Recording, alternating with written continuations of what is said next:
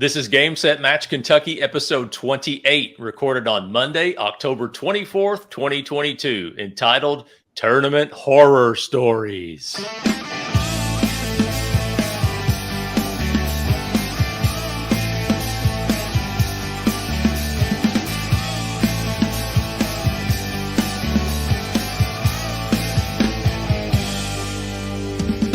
Hey everybody, it's time for another episode of Game Set Match Kentucky, where we talk about all things related to the Central Kentucky Tennis Series and maybe a whole lot more that you never asked for. We are recording on Monday, October 24th. I'm Chris Godby, the chairman and one of the founders of the CKTS, where the lines are good and sandbagging is for golf. I'm here at the new but not improved CKTS home office in Russell Springs, Kentucky. Chad Young is back with me from the suburbs of Bowling Green. How you doing, Chad? If you consider Allen County to be the suburbs of Bowling Green, that's where I am. I consider all counties around Warren to be the suburbs. And your place looks nice and cozy, though. You're right by the fireside. It's like an FDR fireside chat. Yes, we are looking at the side of the stone fireplace there, formerly a real fireplace, which we converted into a gas fireplace. And we already have the gas, the propane is switched on because last week it was so cold. And now it's summer again. This morning it was winter when I got up, and now it's summer this afternoon. It's weather like that these days. I think it's supposed to cool down so everybody can get inside and start playing tennis. That's true. We do have some indoor options in the area now, thankfully. On the last program, which was now over 3 months ago, and that's just the way life has been for Chad and me. Back then, by the way, I was joking about the fireplace, and there was no need for it back then, but we've been using it now. But on that program, I went over some of the recent accomplishments that you've had, Chad, over the last year, and let's just go over them again, okay? You became the tennis facility assistant manager and programming and sponsorship coordinator at Buchanan Indoor Tennis Facility.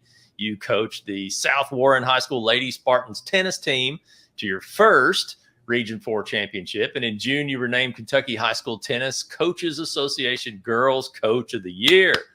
But I actually left out a couple of important milestones in your life, because here's one. Exactly 1 year ago, I think it'll be 1 year ago tomorrow, you were named to the CKTS Board of Directors. Congratulations, sir. Yes, it's been quite a year. Yes, thank you. I'm honored. Yeah, you've already been a part of a few decisions.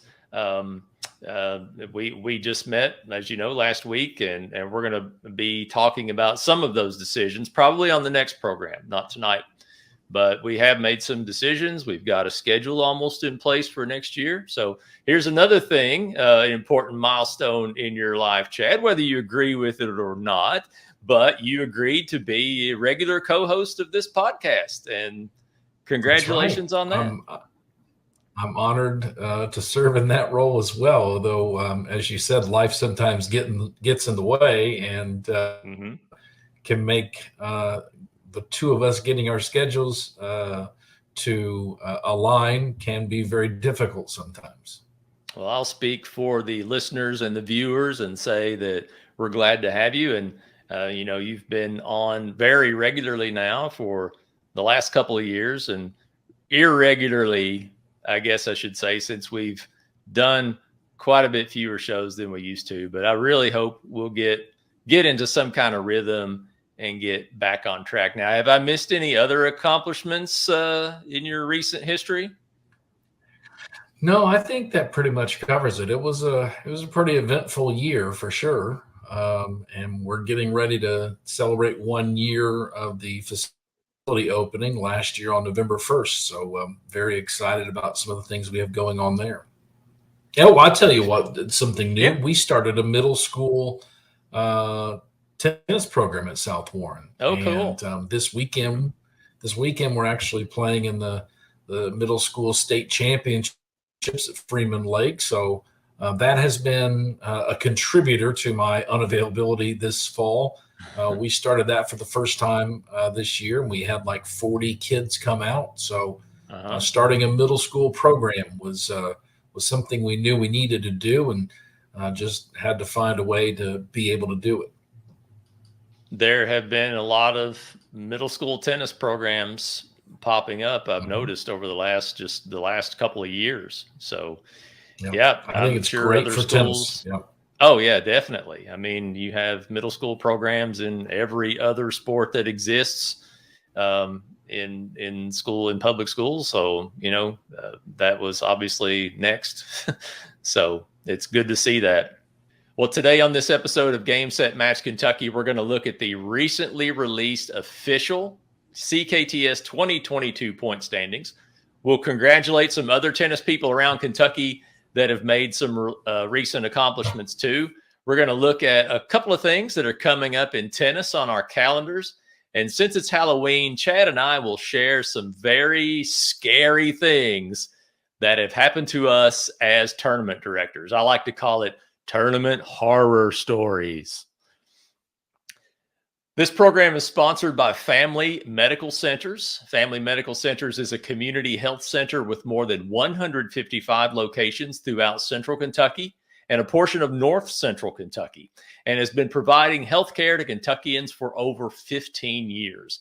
They provide complete primary care services and also offer pediatrics, OBGYN, oral health services, school-based health centers, behavioral health services, substance abuse disorder treatment, a pediatric wellness program, a workplace wellness program, a discount pharmacy program, outreach services, local scholarship opportunities, and more. I don't see how it could be too much more there, Chad. That's a lot. Family Medical Centers has been recognized as a national quality leader by the U.S. Department of Health and Human Services. Check them out on their website at cfmcky.com. That stands for Cumberland Family Medical Centers of Kentucky. Or they're on Facebook at facebook.com/Family Medical Centers. They're also on Instagram and Twitter at Cumberland FMC. We'd like to thank Family Medical Centers for their continued sponsorship of Game Set Match Kentucky. And Chad, will you tell us a little bit about Vision Cabinet Source? Well, Vision Cabinet Source of Campbellsville is a kitchen and bath cabinet supplier that ships all over the United States and has for over a decade. Whether you're building a new home or renovating a room in your home, Vision Cabinet Source can provide you with classic cabinet styles that are well built and affordable. You also find they go above and beyond to provide service that exceeds expectations, from answering your initial questions to ensuring that you're happy with the final delivered product. Every Vision cabinet is built upon their promise to deliver well-constructed cabinets made from solid hardwoods, classic versatile designs that complement your style, affordable options that fit your budget, on-time delivery with shipping within 24 hours, and accessible personal service you can count on.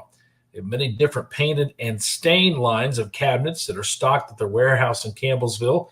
In making these beautiful cabinets, they have a 17-step finishing process that assures top quality craftsmanship. Go online and look at their styles and designs for yourself, and you'll agree that they do great work at an affordable price. Check them out on the website visioncabinet.com, or you can call them at 270-465-3222. Tell them you heard about Vision Cabinet Source right here on Game Set Match Kentucky. We appreciate Vision Cabinet Source and 17-step finishing process. I mean, it's got to be quality cabinets. I mean, the only thing better would be an 18, 19, 20-step finishing process, but that's just too many steps. I think 17 is the perfect number. It's right. It's the right number. It's pretty meticulous, it sounds like. Jason Ford has got that figured out. I mean, 17 is kind of a strange, odd number, but I guess he concluded that that's the perfect way to do these cabinets with those 17 steps. No more, no less. Well, the Central Kentucky Tennis Series always boasts competitive tournaments and competitive points races, and this year was no different, as many of our divisions came right down to the last tournament in deciding the season championships. Now, for those that are new to this program, or you're unfamiliar with the CKTS, here's the gist of how it works. We have 8 tournaments in the summer at various cities in the Commonwealth. We have 23 different age and skill divisions with singles and doubles in each of the tournaments. And players earn series points based on their success level in the tournaments. And at the end of the summer, we have champions and runners up in each of our divisions. And then we meet in November and we recognize these winners and runners up and we award them. So without further ado, here are the final 2022 point standings of the CKTS. And Chad, if you don't mind, I'll start with men's C doubles. The runners up were Rex Hansen, Denny Murray, and Stephen Parsons, all tying with 7 points. And the champion of men's C doubles was Kyle Owsley. In men's C singles, Kyle Williams was the runner-up, and Jamison Roberts was the champion with 25 points. He won half of the tournaments on the tour this year. Congratulations to Jamison. In mixed B doubles, we have two that tied for the male runner-up. That'll be Brian Coley and Troy Young. The female runner-up is Jessica Owsley. The female champion of mixed B doubles is Amber Wolf, and the male champion of mixed B doubles is Van Patterson. Way to go. In women's B doubles, Kelly Robertson is the runner-up, and Amber Wolf is the women's B doubles champion with 15 points. In men's B doubles, the runner-up is Matthew Sheffield, and the champion is June Tomioka. June was also the runner-up in men's B singles. Troy Young edged him out with 13.5 points and finished higher in the very final tournament at Freeman Lake in Elizabethtown to solidify his victory in men's B singles. Troy Young is the champion. Some very good competition there. Let's look at girls 12 singles, where the runner-up this year was Madison Sherrod, and the champion was Paisley Harris. In boys 12 singles, the runners-up, there was a tie between Mason Hales and Isaiah Litton, and the champion was Reese Spalding. In girls 15 and under singles, we have a tie, which locks up first and second place together, but they're co-champions. In other words, Chloe Dickens and Addison Hales both finishing with 16 points. In boys 15 singles, what a summer it was for Braden Johnson. He was the winner. Lucas Coronel was the runner-up, and Braden Johnson was first with 28.5 points. He won the last 7 CKTS tournaments in boys 15 singles. That's a ton of points. That's almost a perfect sweep there in that boys 15 and under division.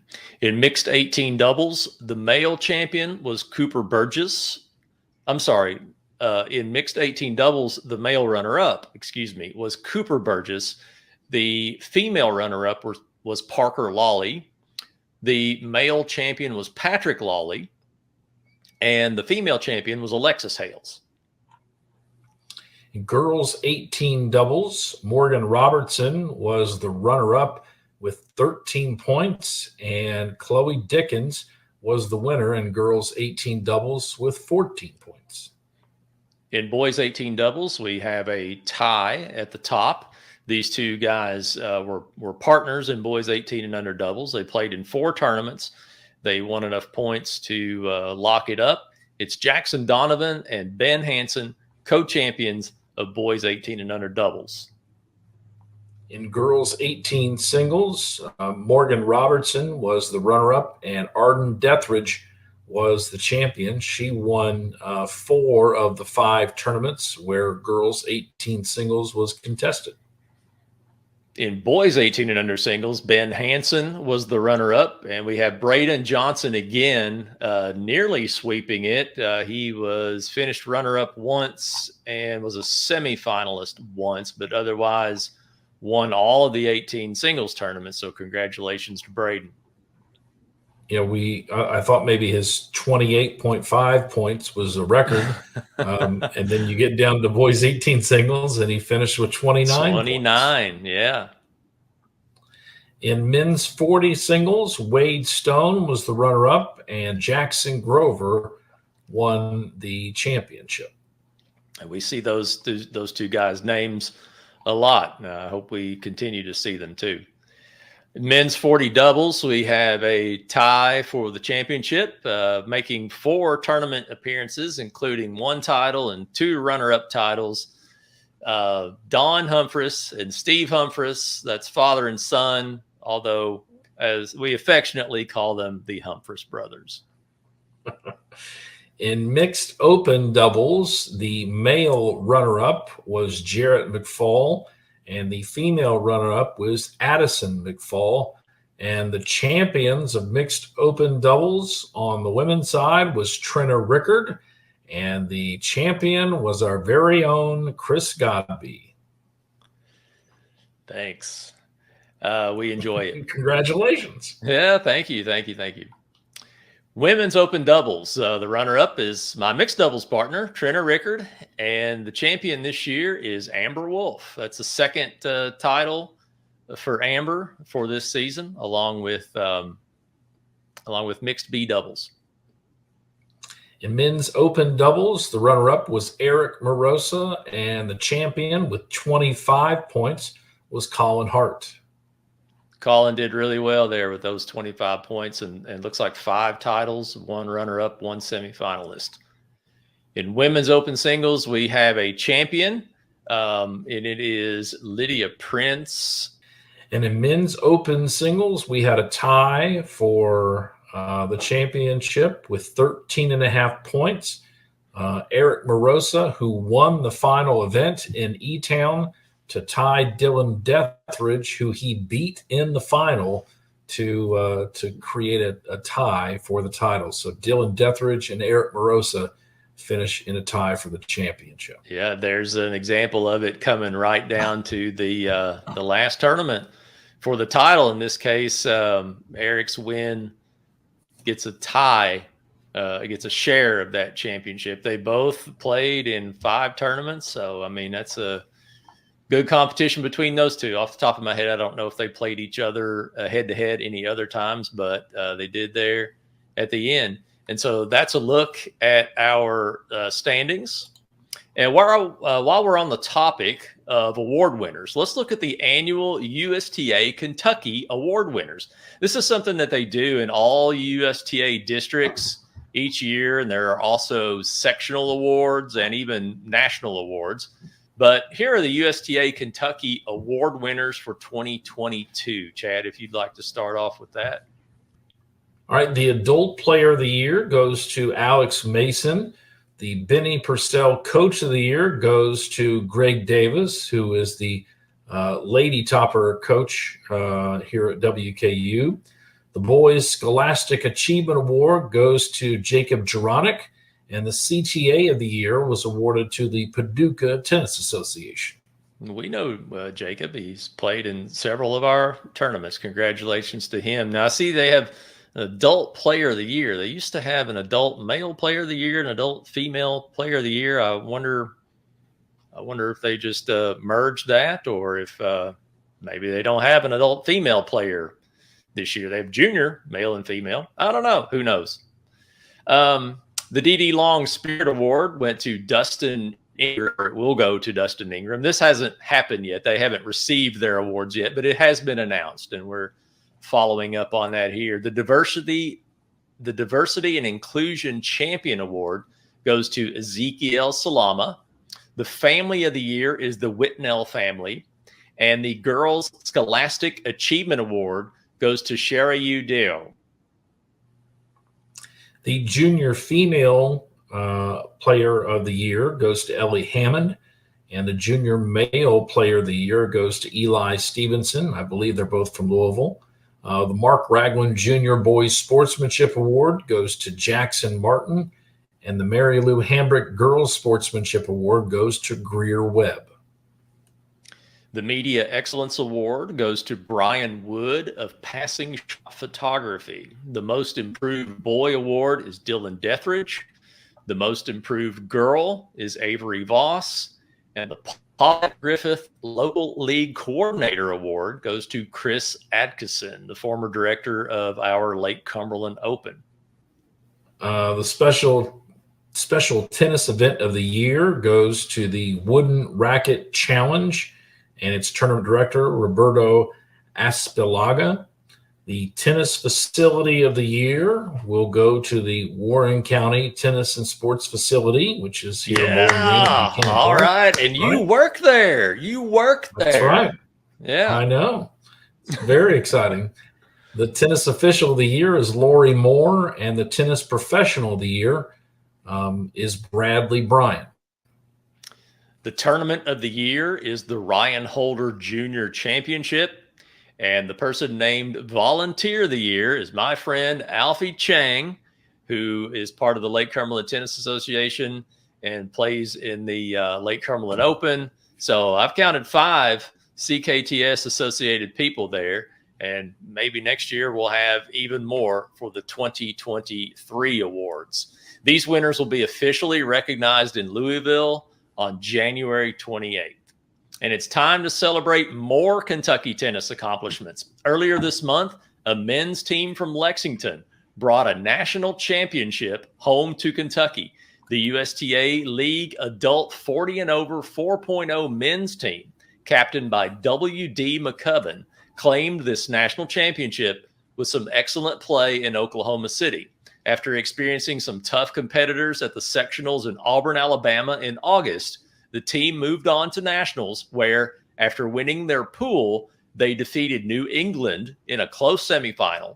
And in the championship match, they defeated the Midwest section in a convincing 3-1 victory. Congrats again to the McCubbin 40 and Over 4.0 men's team from Lexington. Now, that Midwest section, Chad, that they defeated, that's from your old original area. I think that's like Indiana, Michigan, all up in that area near the Great Lakes. Yeah, and we actually played against WD's 40 and over team at the state tournament this year in Louisville, and actually split with them. We were 2-2 against them, and actually won the tiebreaker. So we handed them their loss in pool play, and then we lost in the semifinals to another team, and they advanced to win the state championship. I think it's like their second or third state title in a row, but this is quite an accomplishment to win sectional and then to go to nationals and be successful there as well. So I learned a few things about all this along the way because I haven't played on one of these teams, but I got some information, of course, from W.D. McCubbin, the captain, and I appreciate that. Also, I had a short conversation with Alfie Chang, who was a member of that team, the Volunteer of the Year. Alfie Chang. Alfie told me that according to USTA rules, once a section team reaches nationals, or whether they win nationals, whether they get out of their pool or not, if they make nationals, they have to disband the team going forward. So there will be a limit. As my understanding, there's a limit of 3 people from that team could be together on another team, but they have to disband for all intents and purposes. Now, I suspect that some of these 4-0s, maybe all of these 4-0s, are going to get bumped up. What do you think?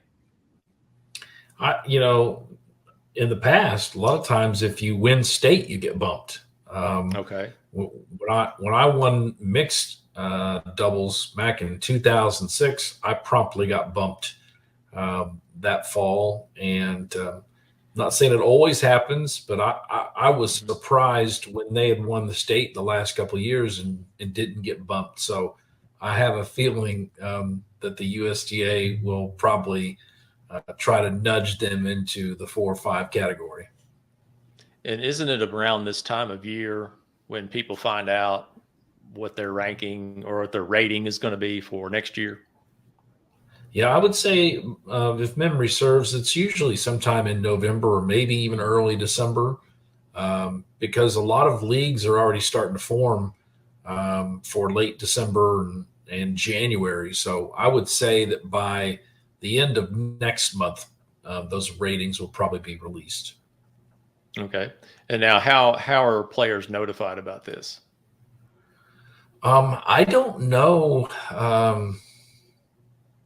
I feel like there was no notification when I was bumped. It was just maybe an email that said the new ratings were released, and you just had Go see what you to were. go Yeah. search. Yeah, go search for yourself and maybe log into your USGA account, and you would see. I don't know if there's a notification though. I don't ever remember getting notified that I got bumped. I just knew that the new ratings were out, and I went and found out that I had been bumped. Well, let's take a look at what's coming up in some tennis events of note. The CKTS Awards are coming up on Sunday, November 13th. That's just a few weeks away, Chad, and you don't have to go far because we're having it at your workplace again for the second year in a row at the Buchanan Indoor Facility. We'll do awards in the meeting room there at 3 p.m., but come early because from 1 to 3 p.m., we've reserved some courts and our CKTS family can enjoy some free indoor tennis courtesy of CKTS from 1 to 3 p.m. We'll do awards at 3 p.m. We're usually out of there 3:45, 4 o'clock, and then we'll take a big group photo outside, and then we'll be finished. So this is open to, of course, we want all the award winners to come. You can bring family and friends if you'd like. Dress is very casual. Some people come in their warm-ups they're playing tennis in or whatever. It's up to you. But you can visit cktstour.com for a few more details about the event. Soki Tennis, the Southern Kentucky Tennis Association, is having an event coming up very soon. And Chad is going to tell us a little bit about their wheelchair event. Yeah, our very first tournament after we opened the indoor facility last year was an indoor event. It's a partnership with Bowling Green Parks and Recreation. Cameron Levis is a guy very involved in adaptive sports for city parks, and it's called the Vet City Rollout.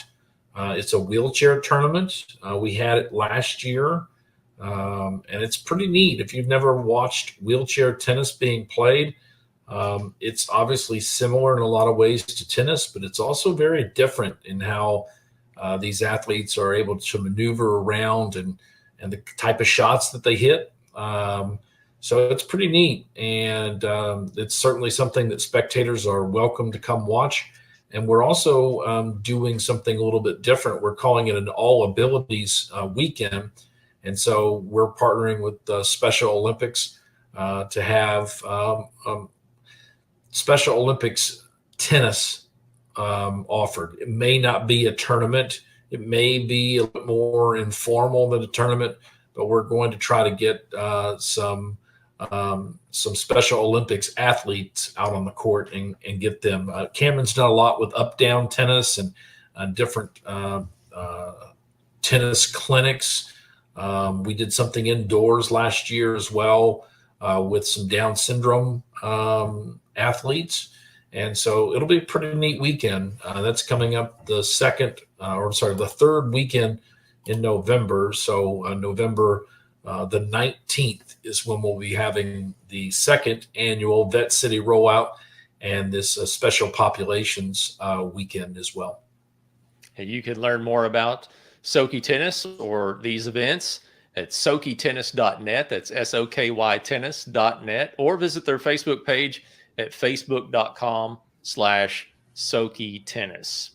The Lake One Cumberland other thing tennis. I wanted to mention. Oh yeah, go ahead. Sorry. Sure. One other thing is we have a lot of clinics going on at the facility, and Soki Tennis is the organization that kind of organizes our clinics. So we have a cardio tennis class.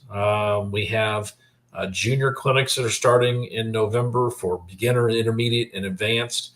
And then we've got adult clinics. We've got women's clinic on Mondays at 5:30, a men's clinic on Tuesdays at 5:30, and we have an intermediate clinic for adults on Wednesdays starting in November. That is at 7:30. And so all of those you can register for at SokiTennis.net as well. That's a lot going on. All the tennis you can eat. That's right. Well, the Lake Cumberland Tennis Association is having a superhero tennis clinic. It's going on this Tuesday, October 25th. That's tomorrow as we record. And I really hope I get this episode out in time for that to matter. But I definitely wanted to mention it anyway. It's part of the many things in a year that the Lake Cumberland Tennis Association does to work with kids and to promote tennis for kids. They also promote tennis for adults as well. But bring your child dressed as their favorite superhero or any character. It doesn't have to be a superhero. And it's going to be a fun, interactive team challenge.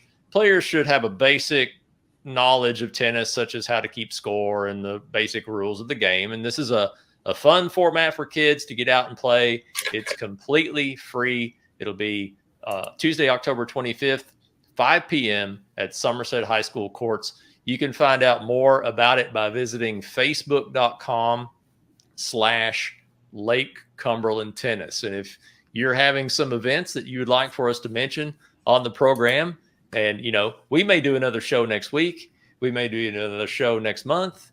It might be 2 months from now. It might be next summer. We don't know. We don't know any more than you do, but we'll be back as soon as we can. Okay. Because it's time now for tournament horror stories in the spirit of Halloween. I was trying to see if I had a way to kind of make my lights darker or make a scary one, but I don't think I have that capability. Yeah. Well, again, the sun has set as I've been doing this episode. So this large storm door to my right, the sun, it's very dusk out there now. And I don't know, it's like dark in my living room now. So darker than when we started. But anyway, I like to call this tournament horror stories in the spirit of Halloween. We're going to talk about some scary things that have happened to tournament directors. I've got a story I've been thinking about for a long time. I thought if we ever did some kind of tournament disaster stories, I would tell this story. Chad, would you like to go first and give us a story? I guess the first thing that came to mind is just rain. Every tournament director's probably dealt with this. It's really a nightmare, if you will, when you get up Saturday morning to have a tournament and you think you might get lucky with rain, and then all of a sudden the skies open up and you're washed out, and then you try to dry the courts and then another storm comes through, and so that's a real nightmare for a tournament director, is dealing with rain. But I had an interesting situation. It's been probably about 10 years ago. We used to have an indoor tournament at our old indoor facility. It was called the Hope Tournament. It was a breast cancer benefit tournament. And we had 4 courts at that old indoor facility here in Bowling Green. And at that point in time, I was still doing some public address work for WKU. And so the region tournament was on Saturday. The semifinals were Saturday or Friday, and then the championship was Saturday night. And so I had to leave the tournament on Saturday afternoon to go up to WKU and do a public address for the region championship game. And when I came back to the tournament after it was over, I realized that the people who were running the tournament for me in my absence there were 2 guys, and it was actually a father and a son. I think it was a T Lindsay and a P Lindsay. And the folks who were running the tournament desk didn't pay attention to which Lindsay they sent to right court. And so the one who was supposed to be playing in B singles or playing B doubles, the one who's supposed to be playing in B doubles was sent to the A doubles court, and the one that was supposed to be playing in the A doubles division was sent to the B doubles court. So the opponents were completely wrong, and obviously the matches weren't very close. And so coming back and seeing what had happened was as for a tournament director, that's pretty bad when you can't get people on the right court. So we had the wrong people playing in the wrong division, and the matches were already finished by the time I made it back. So it kind of made me reevaluate, what could I do to make sure that never happened again. So it was kind of an odd situation for, to have them playing at the same time. But yeah, it was pretty bad to have somebody. I can see how that can happen. Yeah. Yep. and then what do you do? Yeah. What do you do? Well, here's my horror story as a tournament director. It wasn't the first tournament that I ever ran, but it might have been the first tournament I ever ran in Russell Springs. It was in 1998. So let me set the stage of 1998. I have a cell phone. A lot of people don't have a cell phone. People have internet at home, but it's dial-up internet. So people still had landline phones, but if you were on the internet, a caller couldn't get through to call. You know what I'm saying? Okay. So it's a Friday. My tournament was going to start on Friday afternoon after school, around say 4:00. I don't know, 5 maybe. And the bulk of the tournament was going to be Saturday and Sunday, but there were going to be some matches on Friday. I had 6 or 8 matches ready to go at Russell County High School. I was in Lexington that day for a training, and I even left the training just a little bit early. I had spoken with the person running it, and they were going to hold the certificates until the end, to prove that you went. And I told them at, around a break one time, I explained the situation. They were fine with it. And they let me slip out a little bit early, maybe to beat the traffic or whatever. So from Paul Lawrence Dunbar High School to Russell County High School, it's a good hour and 45 minutes, we'll say. But then you've got Lexington afternoon traffic to deal with around that time. And then as I am coming home down Highway 127 in Casey County, I ran into construction. And I'm stuck behind a long series of construction sites as they were working on Highway 127. And it began to quickly look like I'm not going to make it to this tournament. I had the balls in the trunk of my car.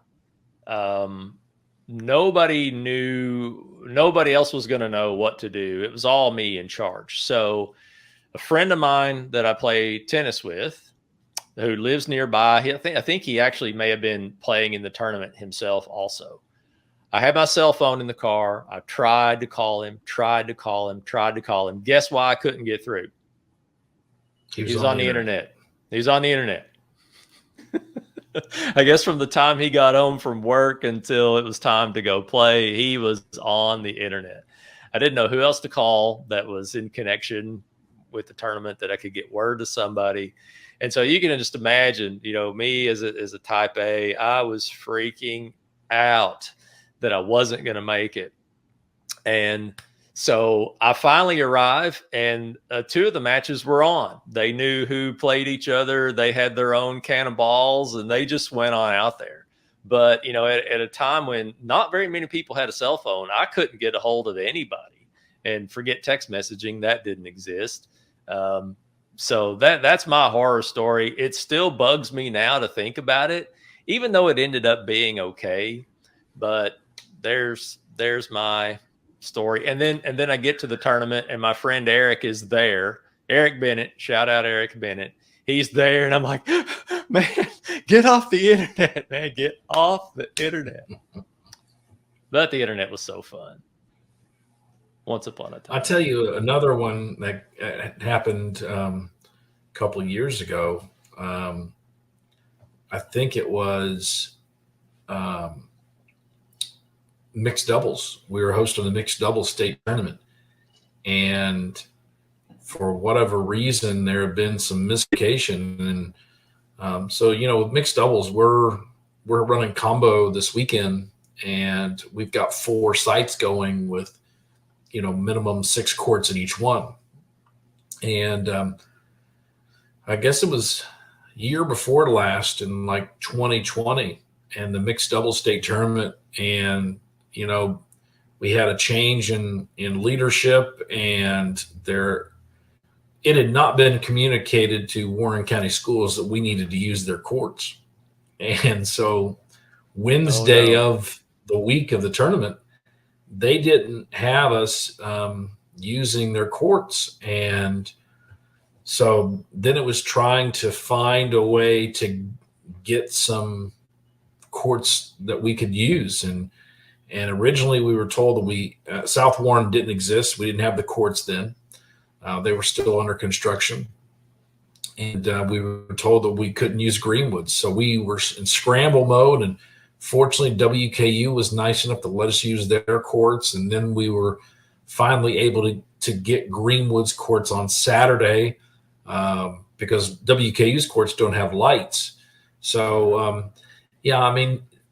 2 days before the event, not having enough courts for a championship of that caliber, that was nightmarish as well. Oh, goodness. Well, some of you out there that have run tournaments, you may have your own tournament horror story. Feel free to share it with us. It doesn't have to be Halloween. If you send us a good story, we'll read it another time. Just email it to info@gamesetmatchky.com. And we'll share that story sometime. Or maybe we'll let you come on and tell it. But that's going to just about serve out another episode of Game Set Match Kentucky. I want to thank everyone who is viewing and listening. You listeners can subscribe with just about any podcast app on your computer or mobile device, such as Apple Podcasts. That's probably the most popular one. A lot of people listen to podcasts on Spotify. A lot of people listen to podcasts on iHeart. We're also now available on Amazon Podcasts and Audible Podcasts. So take your pick. We are everywhere. And in your podcast app or in the podcast app on your computer, we'd love it if you would write us a short review and give us a 5-star rating. I'll read your review on the air as long as it's nice. You can visit do what? As long as it's positive. As long as it's positive. I don't know. If it's negative, I might read it too if it's hilarious. So I don't know. Send it and we'll see. Give us a bad review if you want, but do give us a 5-star rating. Okay. I'll take the bad review if you give a 5-star rating. You can visit gamesetmatchky.com for all of our episodes and show notes and more. We invite you to like our Facebook page. It's at Game Set Match KY on Facebook, or just search for Game Set Match Kentucky, the podcast. You can also follow us on Twitter at Game Set Match KY. Chad is on Twitter at Chad Young Tennis. I'm on Twitter at Chris Godby. I'd like to thank again our sponsors, Vision Cabinet Source and Family Medical Centers. And Hawkeye says we are out. But as we leave today, I want to continue the Halloween theme a little bit longer. I want to play a music video for you guys. Villain District is a band based out of Louisville.